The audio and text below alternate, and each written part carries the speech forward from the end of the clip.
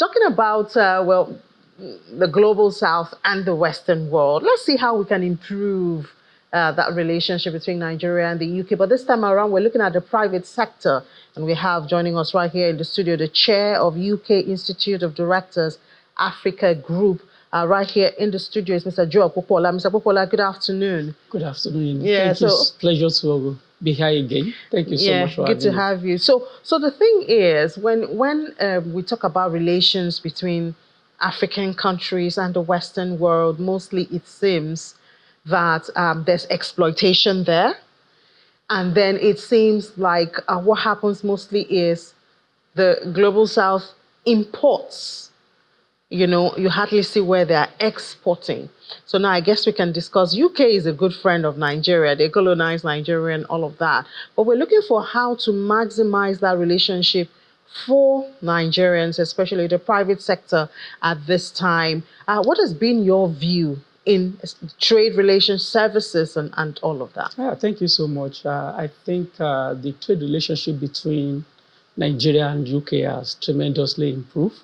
I think the past Prime Minister of UK, Boris Johnson, started this trade and investment forum between the continent and the UK. And UK also is the first country to sign the agreement with the African Free Trade Continental Group. So they are the first country to do that. However, when we look at this volume of transactions or volume of trade between UK, especially with Nigeria, and when you compare that with what China is doing or compare it to what even Netherlands is doing, we will think that UK can still do more. And one of the ways where we can do more with the United Kingdom as a continent, Africa then narrowed down in Nigeria, is we can use the business forum. I think more often than not, when we have a big event, big summit, trade summit, the nitty-gritty of it is supposed to rest on the business forum from Nigeria and perhaps maybe from the UK, where we have the British Chambers of Commerce, we have CIB, Confederation of British Businesses, we have Institute of Directors. Those are the people that will now sit down and look at what kind of arrangement can we have with Nigerian side or from the UK side. The government is there to open the door to start the conversation around trade and investment. The business forum are there to really go to the details. So, and one of the things we have been doing in the Institute of Directors Africa Group is we work with all the African diplomatic missions in the UK through their embassies and trade desk to understand the trade and investment need of each of these countries. Then we distill that to over 20,000 business leaders in that membership and see what is the priority of these business leaders in the continent of Africa. We were here about 3 weeks ago when we launched. But would you say that the Africans, Nigerians, Africans are ready with products and services that can attract, you know, because even there's been a couple of exhibitions and meeting, and we see companies in UK coming to Nigeria with their products because it's believed that all Nigerians are big spenders and all. How do we reverse that trend to get the UK to also spend on Nigerian goods and services?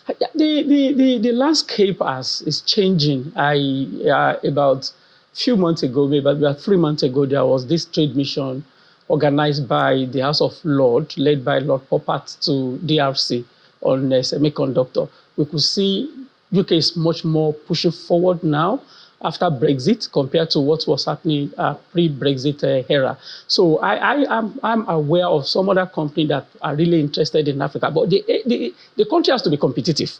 The business leaders are really out to make profits, and then they will look at, why should I invest in Nigeria and not in Ghana or in South Africa or not in Dubai? Or it's because every country in the world wants foreign direct investment. And I think one thing Nigeria should need to do is we should stop thinking that we are competing against ourselves.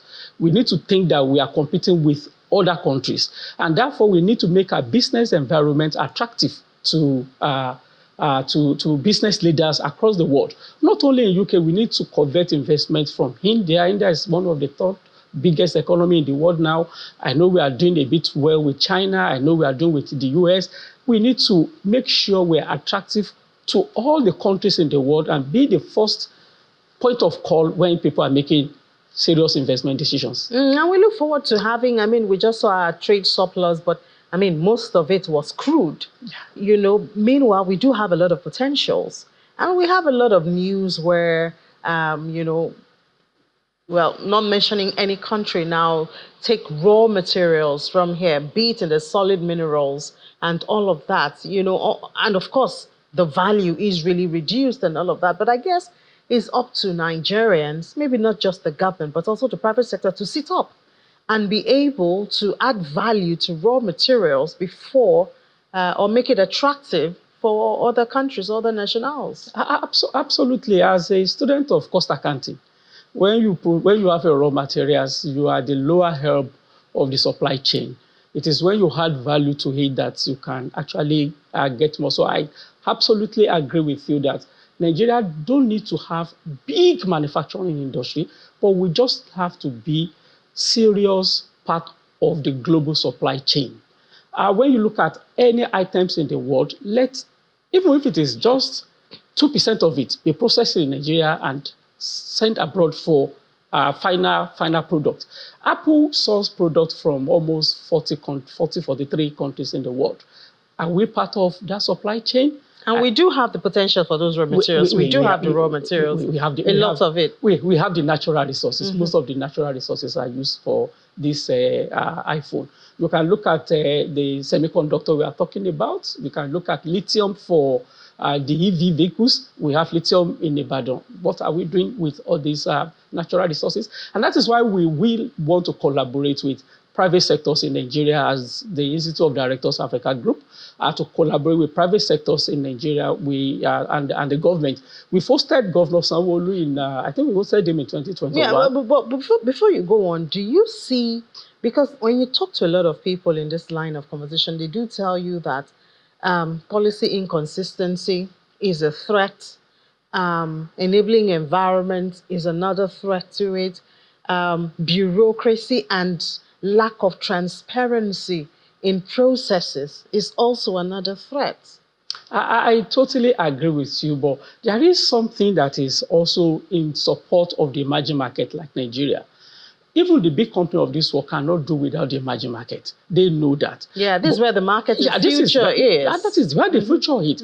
They know that, but we could do a lot from our side to make these things very, very attractive to all the countries in the world, to all the investors in the world. We need to regulate our tax system. We need to make sure we have a fantastic enabling environment. We need to ensure that our legal system is fantastic. We need to ensure that we obey law and order. So all these things are really important to investors and also to business leaders. Yeah, well, these are issues we have to deal with.